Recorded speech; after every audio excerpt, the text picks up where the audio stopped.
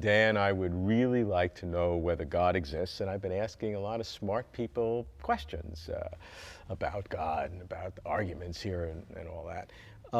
And most of the people who don't believe in God would seek to attack and undermine the arguments of those who do. Fine. I'd like to flip that around and say, what are the affirmative arguments for non-belief or for atheism?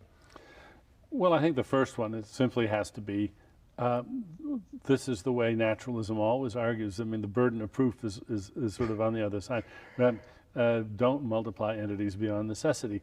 So the main reason for atheism is, what for? What do we need God for?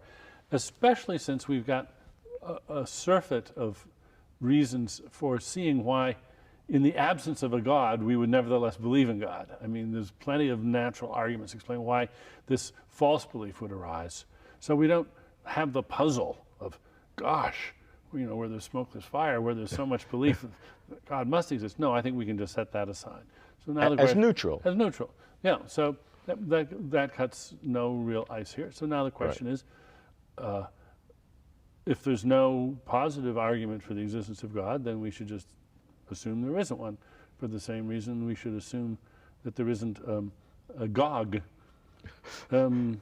What's Gog? Well, it's a sphere of copper 2 miles in diameter with the word Gog stamped on it, and it's outside the light cone.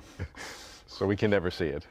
Yeah, we have no reason to posit its existence, so we might just well assume it doesn't exist. So the core concept is that the burden is on the other side. Sure. Yeah. That somebody has to come up with an affirmative burden, a proof of God in order for us to see it, because that is the best argument for atheism. Well, maybe if we want some further reinforcement on this, if you understand that God is supposed to be good and supposed to be all-powerful, then the problem with evil really looms. And evil is everywhere, and it's not just evil so that we can be heroes and triumph over evil. That makes a good story, and it makes our lives more exciting and all that. But what about the extraordinary brutality that we discover in the animal world when we find insects that sort of hypnotize their prey and then burrow inside and lay their eggs, and then the eggs eat them out from the inside while they're still alive. There's all sorts of gruesome tales of this sort that we could tell about things that, as were animals, do to each other. And why would a good God allow such horrible things to go on? I think that evil is, you can't explain it away, and it doesn't have, as it were, a dramatic purpose. Well, it exists because it can. The argument that you know is that evil is divided into two parts, the moral evil and the natural evil, according to certain theologians, and the moral evil is to enable some kind of free will. There's a lot of different complications, but the free will defense is generally the one given there. Natural evil is harder for them to deal with, granted, because that there's no free will involved, so nobody cares about the human spirit or whatever. And there are a bunch of arguments that the probabilistic world and things have to go that way. And well, those do strike me as, from hunger, fairly desperate arguments. We have to remember that the idea that God is good is a fairly recent domestication of religion. There were plenty of bad gods in the early days, and this is a recent refinement. And of course, the problem of evil just disappears if you go back to the old religions, because we have good gods and bad gods, and they're duking it out. And there's something very satisfying about that. And once you decide to get rid of the bad gods and be monotheistic and suppose that God is good, then you have this nasty problem of explaining why then all this evil happens. You're not arguing to go back to the old ways, are you? Well, I think there was a certain dramatic integrity to them that is missing from the more recent ideas of God. You know, when I can't remember their names, the people that created the comic book character Superman, they realized they had a problem. They had this omnipotent, indestructible agent, and how can there be suspense? How can there be any storylines? They had to invent kryptonite. They had to invent kryptonite so that there would be a countervailing force in the world. And I view theologians' attempts to handle the problem of evil as this is just kryptonite, and it's one understands why it's necessary as a sort of dramatic device, but I can't take it seriously in any other way. Some theologians would try to harmonize an all-good God with an all-powerful God, that those two concepts, and that's a tough one. Other theologians have now come along and to say, okay, we really can't do that, so we have to compromise one or the other. Yep. And in general, what they do is they diminish the all-powerful, and they somehow say that there was part of God that is from antiquities or everlasting, that is unchanging, and then but there's part of God that's open and uncertain. He's done the best he can.